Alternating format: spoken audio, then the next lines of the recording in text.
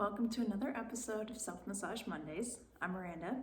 I'm a massage therapist, and every Monday I come to you with different ways to use your massage balls on different parts of your body to help relieve pain, ease tension, or heal some past injuries that you might have. And today we're going to work on the forearms and the wrists and the hands. So if you have tennis elbow, golfer's elbow, or carpal tunnel, this might be something that you can try and see if it brings you any sort of relief, especially for maybe those of you who type a lot. This will be really good to release the flexors and extensors of the arm. So flexors and extensors make our wrist do this, and when we're typing a lot, we're actually activating those muscles all the time. Don't really realize it, don't realize that that's like an activity that we have to stretch after or massage out. But after a while, that overuse is going to inflame and aggravate the ligaments, the tendons, the muscles themselves.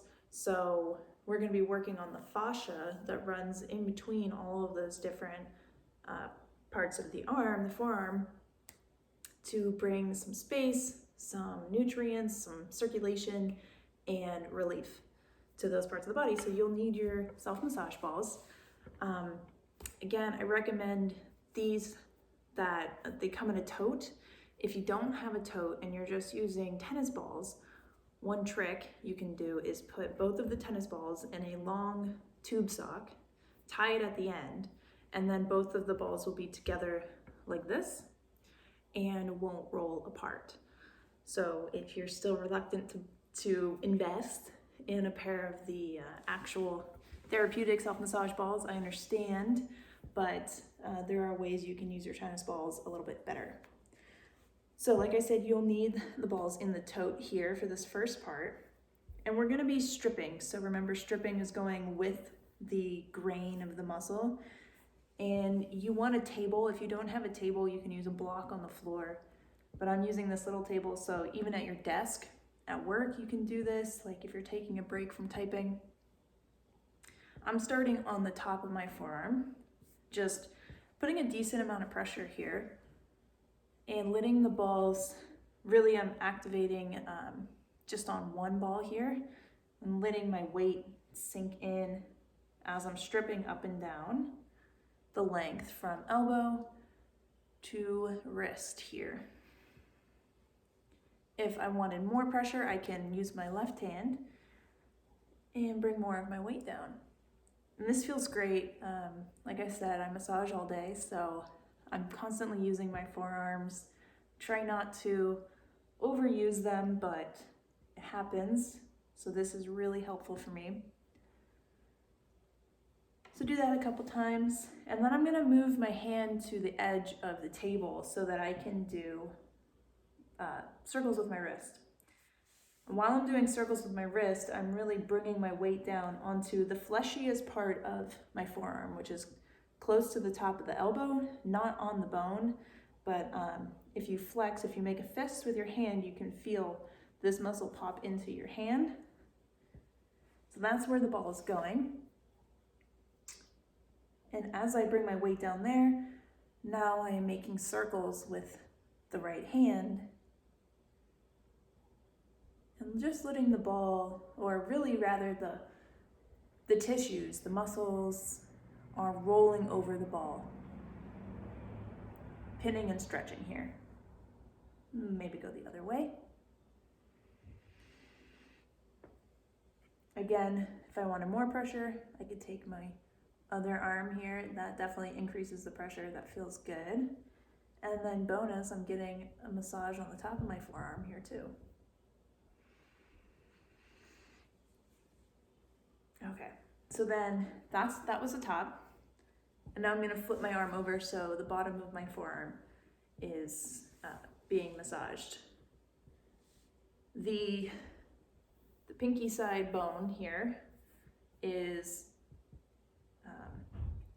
that's what's going in between the balls. And most of my weight is on the left ball here. So I'm using both, but I'm really only putting a lot of my weight on one of the balls, if that makes sense, and stripping up and down. Again, I can use my opposite arm, opposite hand to increase the pressure.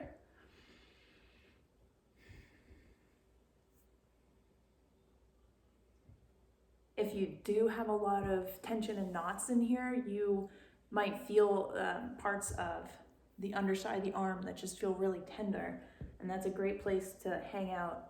And then add pressure, bring your hand to the edge of the table, and make circles with the wrist again. Same thing, but we're working on the underbelly of the forearm.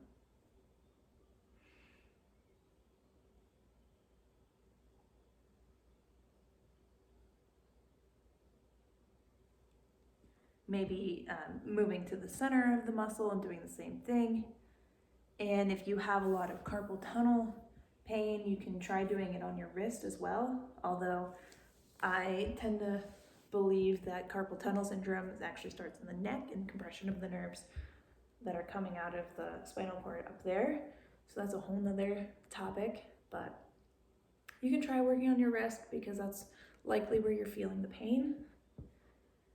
And you can actually take the ball out of the toe, just switch to using one ball now. And we will go into working the wrist. So the wrist has 9 different bones that are all in this little section. So a lot of little bones that are connected together in here. So we're going to use the ball and massage out all of those bones. So the wrist isn't just like where you wear a watch. It's also a little bit of the palm and a little bit up into the forearm. So you can bring a decent amount of pressure down, get some circles going. I can actually hear the bones moving and not crunching, but sliding around, which is great. It's better than them getting all stiff and stuck in there. So now I'm going to pin the ball and twist. So it's like this, I'm pretending the ball is an orange. I'm like trying to juice the orange.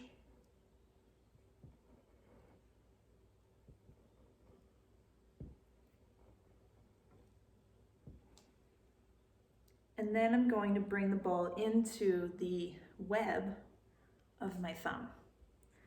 And kind of do the same thing. I'm just bringing pressure down. If you can see this, bringing pressure down directly on top of the ball, right into that web.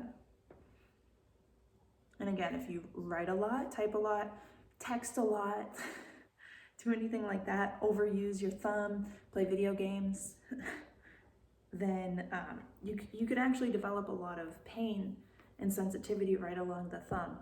So you want to make sure that you're stretching it out.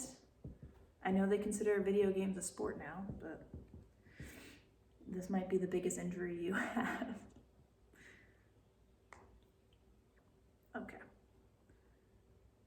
And then one last thing is taking the ball with your opposite hand and going along the length of your forearm and just twisting, grabbing the tissue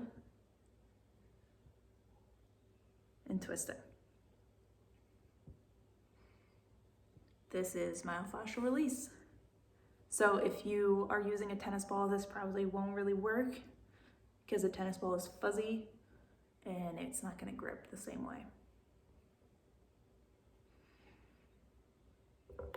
And that's that. So then you would repeat on the other arm, and you can even test this before and after by, I'm going to stand up here and show you, coming into some stretches for your wrist and your forearm.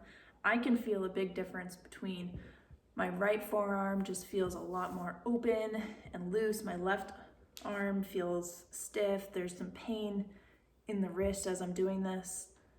And then flip over, put some weight on your wrists, stretch them out. So doing that before and after is a great way to for one, notice that the exercises you're doing with the balls are working, and also test left and right, notice the difference before and after, and also it's great to just add some stretches in as well. So again, that was self-massage for forearms and wrist, for carpal tunnel, tennis elbow, golfer's elbow. And next week, we'll do a completely different part of the body.